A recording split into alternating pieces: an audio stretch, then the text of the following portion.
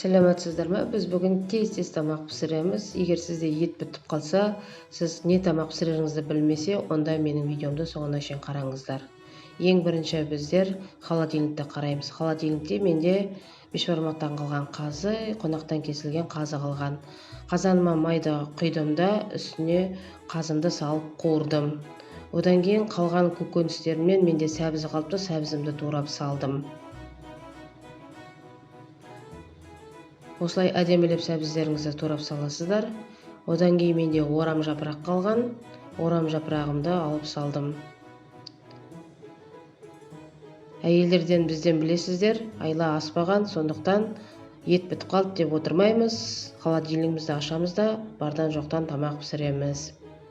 Осылай барлығын саласыздар да, әдемілеп араластырасыздар. Ас үстіне шығарып араластырыңыздар.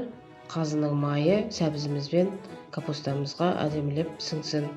Осылай араластырып аласыздар.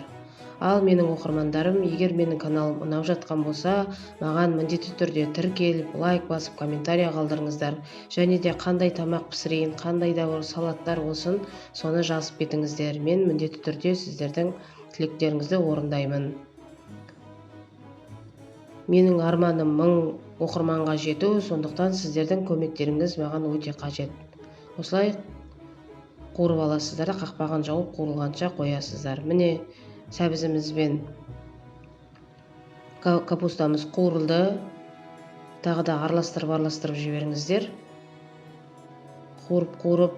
Енді бізден тағы көкөністен картоғымыз қалды. Оны да аршып, тазалап, жуып, оны да салып жібереміз. Бұны да ас үстіне шығарып, апыр-топыр шығарып араластырамыз. Астындағы қуырылған капуста сәбіздерін, қазыларын үстіне шығарып араластырыңыздар. Жақсы етіп, барлық картошкамыз майлы болсын. Майға араласып, дәмі шығып керемет болады. Осылай араластырып аласыздар. Ал енді тұз саламыз. Тұздап аламыз, керемет қылып. Өте ашығыл жібермеңіздер.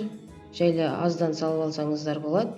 Одан кейін бұрыш саламыз. Сіздер приправа тағы басқа болса, салуларыңызға болады. Көкөністерден егер қызанақ, перец қалған болса, оны да салуларыңызға болады. Менде олар болмағандықтан салмадым. Енді тағы да араластырып алаңыз. Тұзбен бұрыш салғаннан кейін әр жеріне түйу керек. Енді біз кішкене картоғымыз қуырылғанша күтеміз, қақпағын жауып. Міне картоғымыз кішкене қуырылды. Енді аздап суымызды құямыз. Енді картоғымыз пісу керек қой, сол үшін суымызды құямыз да тағы да араластырамыз. Оқырмандарым, мені деген 99% тіркелмей қарайды екенсіздер. Сондықтан барлығыңыз тіркеліп қойыңыздар. Осылай дүзін қарап алыңыздар да қақпағын жауып қоямыз. Міне енді біздің тамағымыз пісті. Енді картоптың піскен пышақпен қарап алыңыздар, кесіп. Міне картошкамыз піскен. Сіздер соңына шейін қарағандарыңызға көп рахмет. Осылай пісірсеңіздер болады.